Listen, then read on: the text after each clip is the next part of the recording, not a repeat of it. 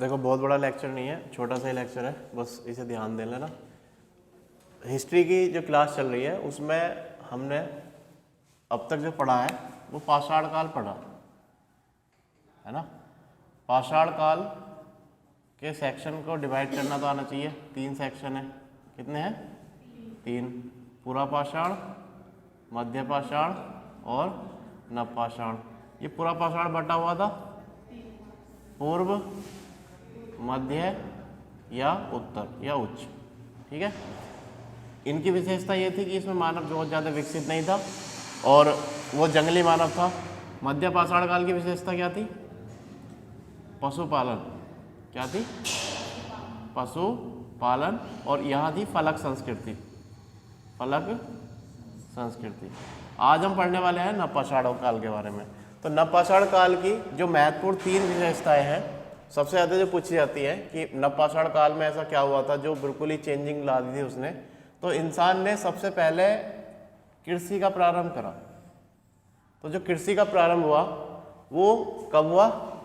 नवपाषाण काल में, ठीक। अब ये नवपाषाण काल जब भी तुमसे पूछा जाएगा कि इसकी सबसे महत्वपूर्ण विशेषता क्या रही, तो सबसे पहले इंसान पहले ज़्यादातर डिपेंड था कि किसी को मारेगा वो खाएगा, लेकिन अब क्या हो गया था, वो कृषि का कार्य उसने प्रारंभ कर दिया था और खाद्य पदार्थ जैसे उसने जो भी बोया उनका क्या कर रहा था? संग्रह कर रहा था। तो सबसे पहले खाद्य पदार्थों का उत्पादन जब हुआ तो कब हुआ? नवपाषाण काल में। पशुपालन मध्य पाषाण काल में भी था लेकिन थोड़ा बहुत था। व्यापक रूप से पशुपालन कब हुआ? नवपाषाण काल में। मृद भांड, जब इंसान ने खाद्य पदार्थों का उत्पादन किया तो उसे रखने के लिए कुछ तो चाहिए था ना, उसे रखने के लिए चाहिए मृद भांड। मृद भांड एक घड़े के जैसे आकृति के बर्तन थे जो कि मिट्टी के थे, ठीक है। और ये कई तरीके के मिलते हैं, कुछ इस तरीके के भी होते थे, कुछ इस तरीके के भी होते थे, है ना। तो मृद भांडों की अलग अलग शेप मिली है, अलग अलग कलर मिले हैं, वो अलग चीज़ें पूछी जाती हैं कि किस कलर के कहाँ मिले और कैसे कहाँ मिले। तो हमने नवपाषाण काल की जो इम्पोर्टेंट बात पढ़ी वो इंसान के बारे में पढ़ा कि उसने कृषि का प्रारंभ कब किया? नवपाषाण काल में। अधिक से अधिक पशु कब पाले? नवपाषाण काल में। और रखने के लिए जो पोट बनाए, पोट्री थी, उन्हें क्या कहते थे? मृद भांड, ठीक है, रखने के लिए जो बर्तन होता था। अब नवपाषाण काल की जो शुरुआत मानी जाती है वो बलूचिस्तान पाकिस्तान से मानी जाती है और सबसे पुराना स्थल जो माना जाता है मेहरगढ़। अब ये मेहरगढ़ तुम्हें हड़प्पा सभ्यता में मिलेगा और आगे भी कई जगह मिलेगा। तो ये प्रागैतिहासिक काल की और आग ऐतिहासिक काल के बीच की कड़ी है, क्योंकि ये पहले भी है, प्रागैतिहासिक काल में भी है और आधैतिहासिक काल में भी है, ठीक है। इस वजह से इसे क्या कहते हैं? ये बीच की कड़ी या मार्ग बन जाता है। ये कौन? मेहरगढ़। क्यों बना? क्योंकि ये पहले भी रहा है और ये आगे मिलेगा। मेहरगढ़ में हड़प्पा सभ्यता के साक्ष्य मिलेंगे, ठीक। उसके बाद कृषि के जो साक्ष्य मिले हैं, ये क्वेश्चन पूछा जाता है कि कृषि के सबसे प्राचीनतम साक्ष्य कहाँ से मिले। तो देखो, जितना पुराना होगा वही प्राचीनतम होगा।